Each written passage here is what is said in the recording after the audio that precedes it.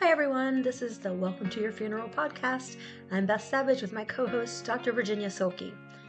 We talked to Emily Moore for about 7 hours in our studio, so we could not cut that down to just an hour-long episode, as you may have noticed. She has both an obituary episode and a funeral episode. But there were a few other conversations that we really wanted to share, and we're hoping to share a couple of those through micro-episodes before the end of January. This first micro-episode, Emily talks about being radicalized by the Department of Social Services, about thinking that she was doing a really great thing, and then seeing what was really behind the curtain and realizing that that wasn't where she needed to be at all. This job helped her realize that the systems themselves were flawed and that she wanted to spend her time working to dismantle those systems and build them in a way that were more positive and community focused. I hope you enjoy our conversation. My professional hat that makes me money is as a policy analyst. And so I get to walk into our state general assembly, tell folks that the laws they're making suck. No, I'm a lot more professional than that. But, basically that their laws suck and that they don't take the needs of people like you and me and your normal everyday person into consideration. So that is where I'm at now. Long road to get me there, however. I started in direct service right after I left this building. She very much did. Yeah, went right into the world of work. It really just showed me how fucked up our systems are. My favorite story that I like to tell about this, which I think is very fitting, is my job at the Department of Social Services is what radicalized me. To make a very long story short. Okay, wait, time out. Hey, parents and anyone who's watching, it wasn't me that radicalized her. It's not the liberal arts education. It's the system. Right. Period. Sweet. Okay. It's the system. But you helped to radicalize me. Oops. Okay. In the best way possible. I know, but I was just trying to, You gave me a lens in which to look at the world and say, hey, these things are bad. This is not how this should go. So, long story short, there was a kid. I was a foster care caseworker. There was a kid on my caseload, and he was in the first stable placement he'd ever been in his 17 years of life. And there was a discrepancy about some funds. He was placed with what's called a therapeutic foster care agency. And so their job is to provide support to these young folks, and the Department of Social Services pays them to do it. And there was a discrepancy about how much it cost. And I got called into the office one day and they said, you got to move that kid. The money situation was messed up. The agency wasn't paying the therapeutic agency wanted to increase the payment, and the DSS disagreed. And they're like, you got to move that kid. I was like, I'm not doing that. Why would I do that? He's stable. That is against his best interest. So I went to the state. I made a couple complaints. I was like, hey, we got to figure something out. I kind of went around the system. I went back to my boss and I was like, hey, I've got a fix. Here's how we can make this work and he can stay in his placement. They fired me. They fired me the day before my probationary period ended because in the state of Virginia is a right to work state. Yep, it is. So they didn't have to give me a reason. Yeah. And they could just let me go. And then it wasn't under the whistleblower policy, right?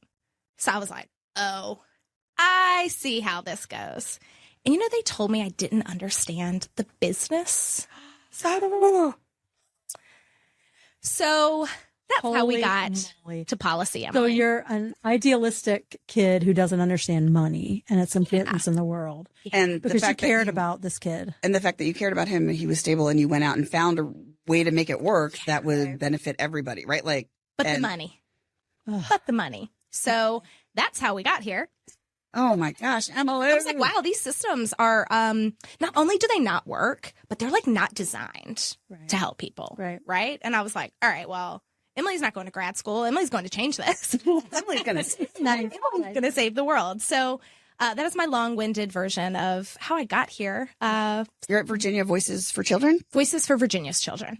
You almost got it. Yeah. Or I'm not their voices. I'm amplifying their voices. When you discovered that when the system wasn't working, it was actually working as it was intended to work. It was actually working the way it was built. Yeah. You wanted to go change those systems, right? And so how long have you been at your new job, Voices for Virginia's Children? Okay. I've actually only been there, it'll be 2 years in April. When I left DSS, the funny thing is I actually went to the nonprofit agency that they were having the debate with over the money.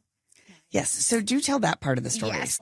So many pieces of it. But when they offered you the job. Yeah.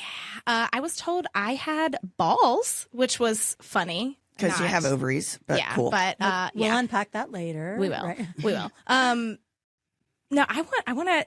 I don't know that I remember how I've. You said that I guess you went to court or something, and then you got fired, and the woman from that agency had seen you in the court system before and offered you a job.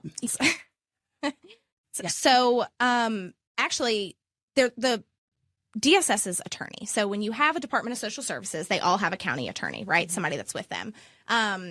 He fought for DSS against me in my unemployment claim, which was very interesting. They were trying to say that I was insubordinate. So that was a whole piece of it.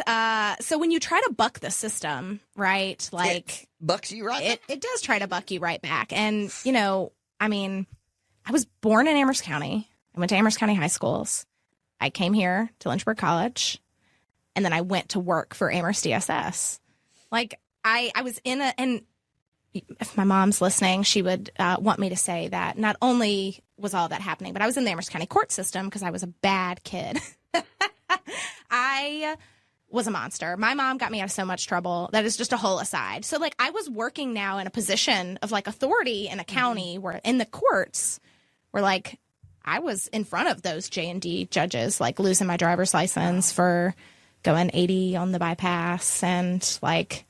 To be fair, the bypass is very tempting. To be fair, don't make a speed limit 70 if you don't want people to go 80. Right? I mean, it's so clear. It's so simple. I agree. I totally agree. Yeah, me too. Another aside. 10 miles an hour. Yes. Come on. It's not that big of a deal. Yeah. I mean, it is when you're 16 and You had only been Mustang. So, you know what? It's not my fault. ride, Sally, ride, but also Yes. So I'm involved in this court system, right? That like I've been previously involved in a different way. People don't take me seriously. They don't think I should be there. My education doesn't matter, whatever. Right. And I've got some advocates on my side, but mostly folks that I think were intimidated at the fact that I was 21, 22 years old, like calling out this system. Like, actually, hey, I see you're doing this wrong. Like, I see the way that the system's designed and like maybe we should change some things. And so they got their way with me. They were able to fire me. I end up at the agency that I was really kind of working with in a way that I didn't realize it. But yeah, I can't think of the chief financial officer's name. I can see his face. He looked at me and he was like, "You got balls, kid." But yeah, so I ended up at this nonprofit, which, it's funny. I thought that was like the side of the system that I was like, oh, okay, well, this is like the good side of the system. Like the state's the bad side of the system. This is the good side of the system.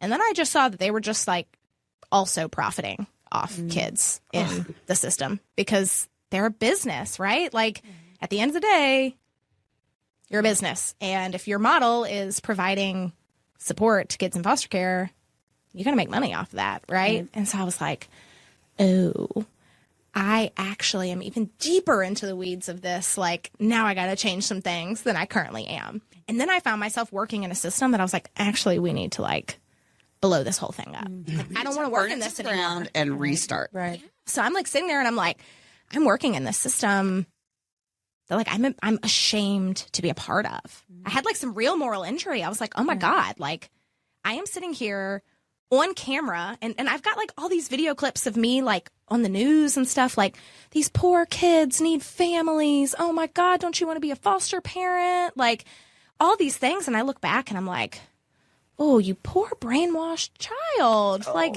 wow. But it's, it's the way the system, they throw you into the work. Yeah. You don't learn the harms that these systems have caused and contributed to. And so then I was like, oh, like I actually have to get out of this. Like to the next level I go. And I'm so grateful to have worked through that. I work with a lot of people that are brilliant. Like they can tell you what code section of the law, what you're looking for is in, and they can recite it upside down and inside out.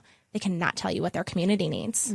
They've not talked to a single person in their community to like learn what is needed. And so I love the way that I've made my way up this ladder of being like, I worked in it. I caused the harm. I saw it. I called it out. I experienced it a different way. And then I was like, oh, like It's full circle. It's so full circle. It's kind of nuts. My whole organization is full of social workers. So like, it's just the way we do our work, which I'm very grateful for. We work with a lot of great policy partners, but most folks are like MPPs. Like, you know, they went to Batten School at UVA and they've got their public policy degree and put on their suit and tie. But it's like, I want to put on my t-shirt, my sneakers, and like go sit in the floor with this kid and their family and like figure out what's going on. So I took a weird path here. And sometimes I'm like, I go into these rooms with these people with all these letters behind their names and I'm embarrassed. I'm like, oh man, Emily. like I should have all these letters behind my name to have gotten here. And then I'm like, you know what? Actually, I did this the way that, like, if we want social change, like, this is how it should be done. But it's this constant struggle. Think of how many people would not have been helped if you had been sitting in a classroom these last years. Oh, God. I mean, truly, like, it is. And I think people don't realize when they come out with those degrees, I think, to what extent they have a top-down approach. Like, they don't want to ask those kids what they need because they already know, because they read all the books about it. They read a textbook that told them what these kids need. Exactly. So, yeah, I'm glad that you put that to rest. Because that's not good. And if I can, I was going to say, and I would argue that you're probably as smart, if not smarter, than most of them, because not only are you capable of book smarts, you are capable of really getting into the community. Right. And that's what, like, that's the combination we need. right, like empathy and emotional intelligence. I mean, I know it exhausts you, probably, you know. That's all for this micro podcast. We hope you enjoyed our conversation. Please continue to tune in and listen, to leave us comments and reviews, and to follow us on social media. We'll see you next time.